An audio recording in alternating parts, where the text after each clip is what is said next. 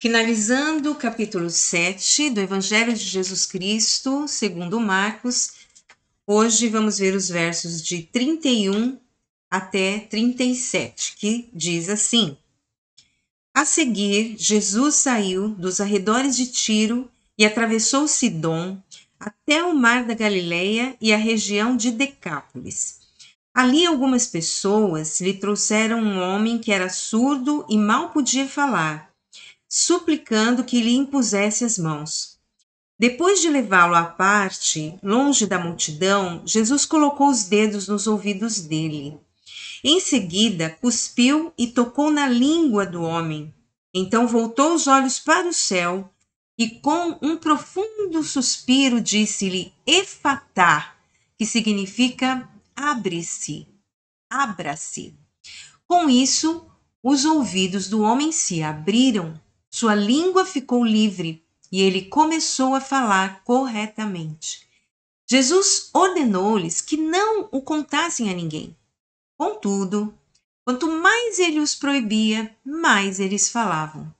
O povo ficava simplesmente maravilhado e dizia: Ele faz tudo muito bem, faz até o surdo ouvir e o mudo falar. No texto no qual meditamos anteriormente, Jesus estava passando um tempo lá na região de Tiro, né? E ali uma mulher sírio-fenícia soube da sua presença. Então, movida de muita fé, procurou-o, suplicando pela cura da filha, o que aconteceu imediatamente, mediante a sua fé em Jesus. E aí, então, quando Jesus partiu daquele lugar, ele foi em direção à região de Decápolis, novamente. Ele já estivera lá, né? Quando ele, naquela ocasião em que ele libertou aquele endemoniado gadareno, que estava possuído por uma legião de demônios, aqueles demônios que o deixavam sem nenhuma dignidade e o maltratavam com muita crueldade. Mas esse homem então foi liberto por Jesus e lembramos que ele, naquela ocasião, ele queria muito seguir Jesus em sua jornada, mas Jesus não lhe permitiu, mas deu instruções para que ele ficasse ali, né, na sua cidade e testemunhasse sobre a transformação que ocorreu em sua vida mediante a pessoa de Jesus. O Filho unigênito de Deus, né, para que outras pessoas também pudessem conhecer o poder de Deus na pessoa de Jesus. Bem, agora Jesus retornou àquela região. E assim que chegou, o que aconteceu? Algumas pessoas o procuraram, levando um homem que sofria de surdez, além de também não conseguir falar. Será que o testemunho do gadareno influenciou na fé daquelas pessoas? Eu creio sinceramente que sim. O texto não identifica quem eram aquelas pessoas e nem aquele homem enfermo e qual a relação, né, que elas tinham com ele. Mas nós podemos entender que aquelas pessoas se importavam muito com o homem, né? E suplicaram que Jesus impusesse as mãos sobre ele para que ele fosse curado.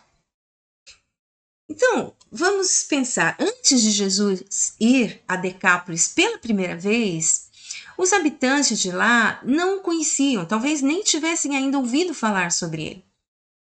Porque eles se espantaram com a cura do endemoniado gadareno, né, naquela ocasião. Principalmente porque aconteceu algo, né, inusitado ali, com uma manada de porcos que pastava calmamente ali ao redor, e de repente essa manada de porcos se precipitou mar adentro. Por quê? A legião de demônios que estava no homem saiu dele e entrou nos porcos.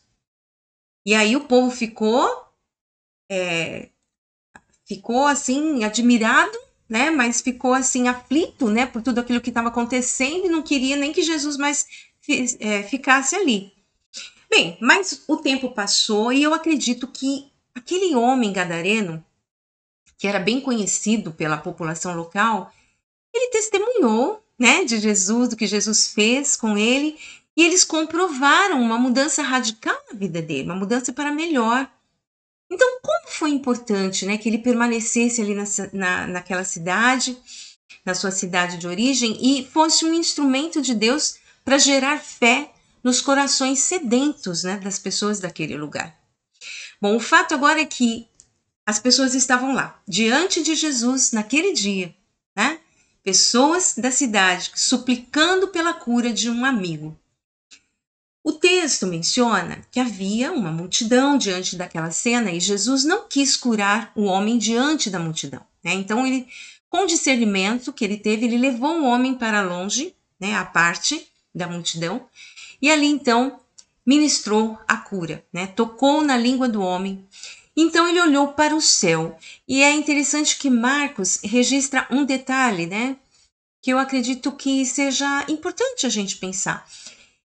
Nesse momento em que Jesus olhou para o céu, ele deu um profundo suspiro, né? Foi uma expressão.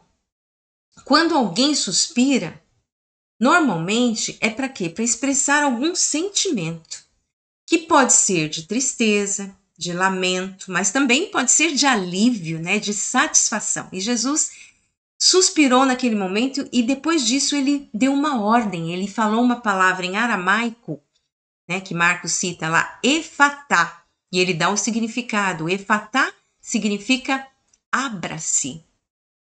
O homem estava com seus ouvidos fechados e a língua travada. Era uma anormalidade.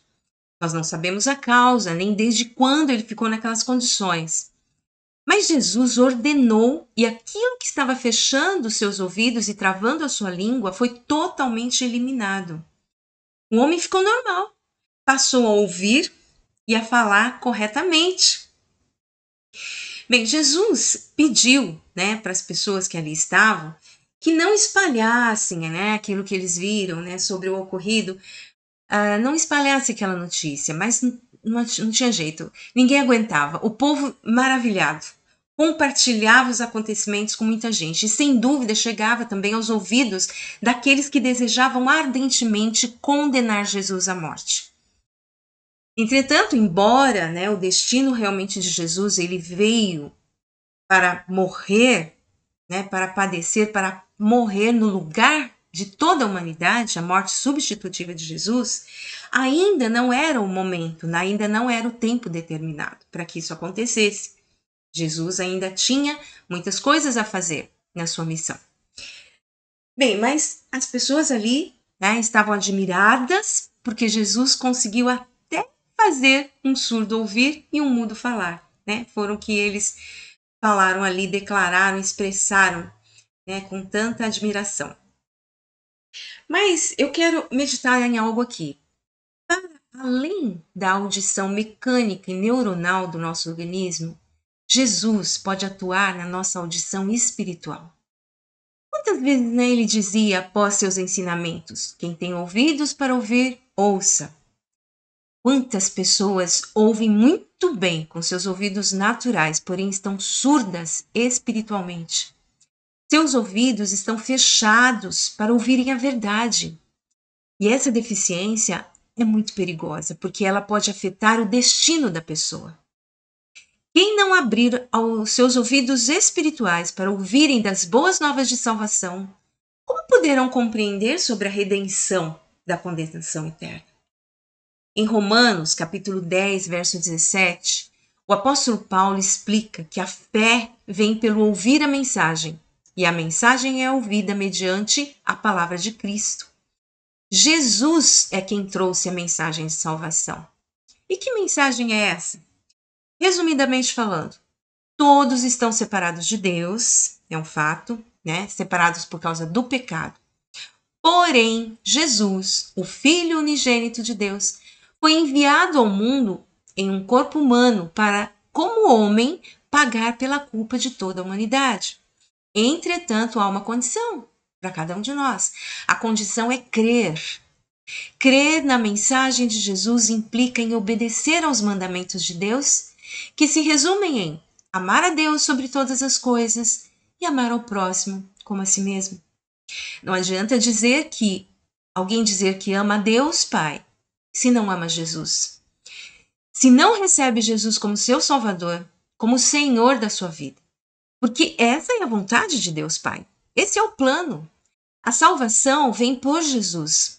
Em nenhum outro há salvação. A Bíblia diz em Atos, capítulo 4, verso 12, e em nenhum outro há salvação, porque também debaixo do céu nenhum outro nome há dado entre os homens pelo qual devamos ser salvos. É só Jesus. Mas eu pergunto, será que nossa audição espiritual está boa? Ou precisamos de cura? Se você tem dúvida quanto a isso, eu lhe digo, faça como aquelas pessoas fizeram, suplicando a Jesus pela cura. Você pode estar com sua audição física excelente, mas se não ouvir a mensagem de salvação que Jesus nos trouxe, quando o seu espírito sair do seu corpo, de nada mais adiantará a audição física. Deus tem sido misericordioso ao ponto de prover formas para que mesmo aquele ou aquela que não ouve fisicamente tenha acesso à mensagem de Jesus. Quantas e quantas agências do Evangelho possuem missionários que comunicam em linguagem de surdos, né? Libras no Brasil, por exemplo. E além disso, a mensagem está registrada de forma escrita em inúmeras línguas.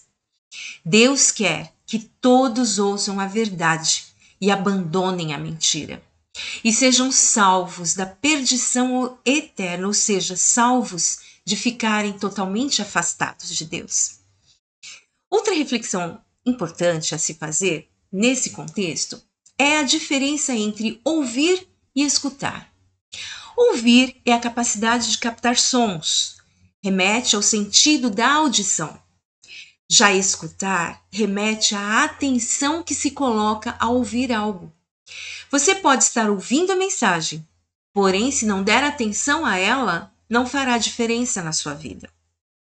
Hoje, quando ouvir a mensagem de Jesus, dê a devida atenção, abra seu coração, ou seja, seus ouvidos espirituais e permita que essa mensagem penetre até o profundo do seu ser e comece a fazer uma transformação em sua vida, em sua mente, para que você passe a ser guiado ou guiada pela verdade que é Jesus.